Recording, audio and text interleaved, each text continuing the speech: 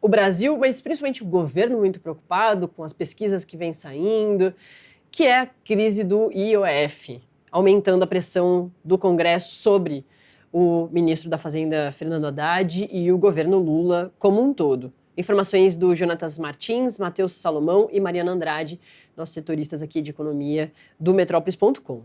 Mesmo com semanas de negociações sobre a crise gerada pela tentativa de aumento no imposto sobre operações financeiras, o IOF, o Congresso Nacional indica postura desfavorável às mudanças apresentadas pelo Ministério da Fazenda, liderado por Fernando Haddad. Inclusive, o presidente da Câmara, Hugo Mota, do Republicanos da Paraíba, já afirmou que vai pautar o regime de urgência do projeto que derruba o decreto sobre o IOF lá para segunda-feira.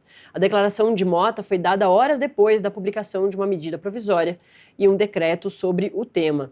Os atos normativos do governo federal foram publicados na noite de quarta-feira, justamente em uma tentativa de recalibrar o recuo no decreto anterior que aumentava o IOF e geraram forte descontentamento entre políticos e setores da economia. Eu vou passar aqui essa parte da retomada da crise, porque eu vou aqui diretamente para esse outro ponto, do cenário, né, em que o ministro Fernando Haddad afirma publicamente que está disposto a se reunir e discutir com o Congresso as medidas com o objetivo de chegar a ações que possam realmente serem aprovadas.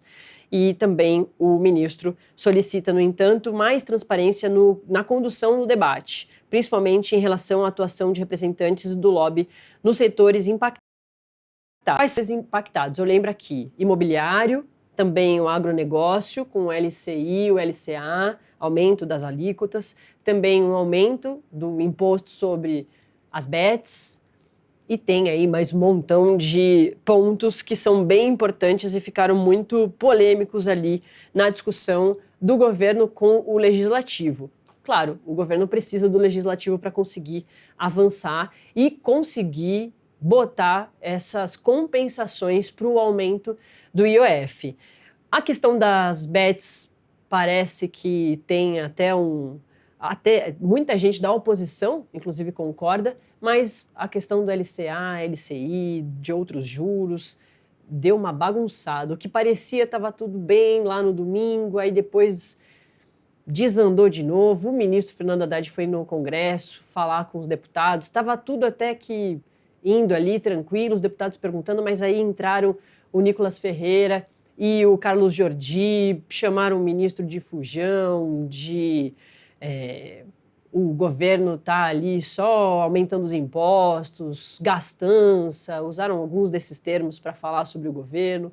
O governo diz que está tentando aumentar os impostos para o andar de cima, mas não parecem estar em acordo, né, professor? Essa é a minha última pergunta aí para você me ajudar a entender um pouquinho melhor esse cenário aqui do Brasil, que é tão importante e que certamente vai continuar deixando o governo preocupado nas pesquisas que estão saindo e não estão trazendo números bons de aprovação do governo, até dos próprios eleitores do presidente Lula.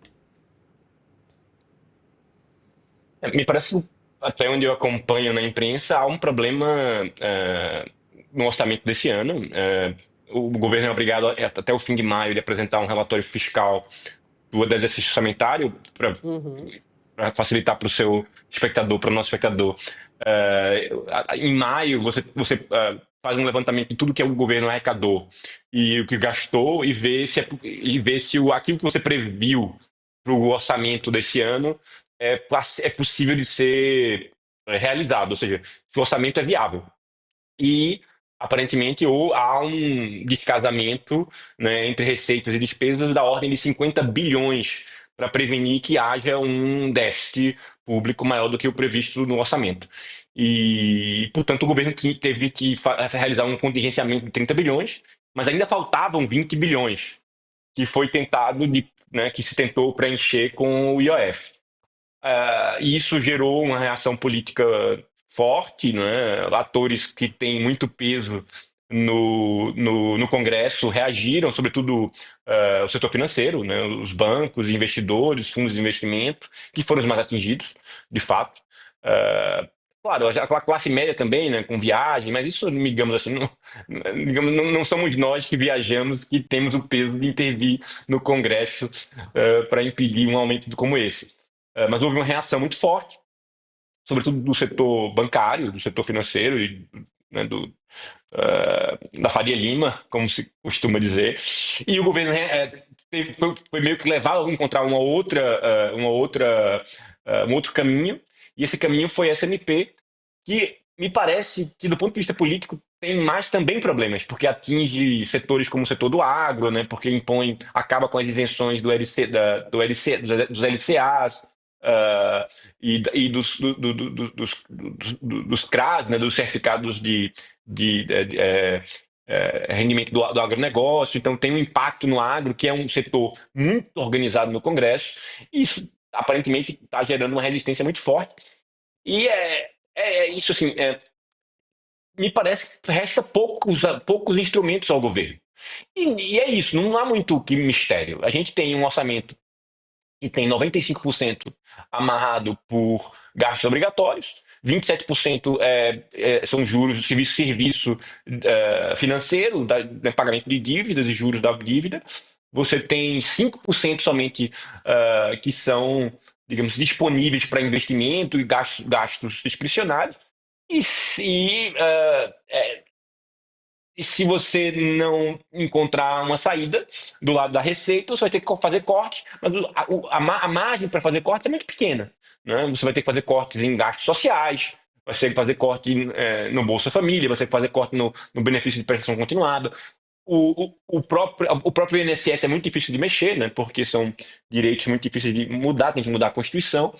Me parece que isso gera uma dificuldade política que me parece assim. É muito difícil, né? Porque ao mesmo tempo ninguém quer perder, mas também ninguém quer pagar a conta.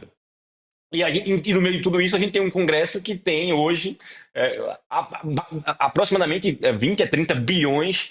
Depende de como você conta. Alguns contam até mais, contando todas as emendas parlamentares, até 50 bilhões. Ou seja, se o Congresso abrisse mão das emendas parlamentares, resolvia o problema. Mas também não quer abrir, não é? Então a gente vai chegar num momento em que talvez a gente tenha um problema orçamentário tão sério que não vai ter saída, alguém vai ter que perder. E o papel do governo é tomar essa decisão, né? Eu acho que há do lado da oposição uma tentativa de pressionar para que o governo corte gastos sociais e se desgaste politicamente com sua base, e o governo quer defender esses gastos porque isso tem impacto direto na sua base eleitoral. Mas vamos ver, porque o governo é muito fraco no Congresso e o Congresso não quer abrir mão das emendas, né? Sinceramente, não vejo uma saída simples para esse problema, mais um problema sem solução simples.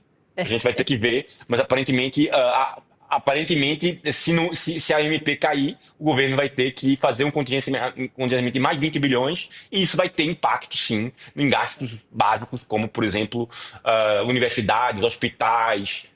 A gente está falando de custeio básico, discricionário, conta de luz, conta de água, né, esse tipo de coisa.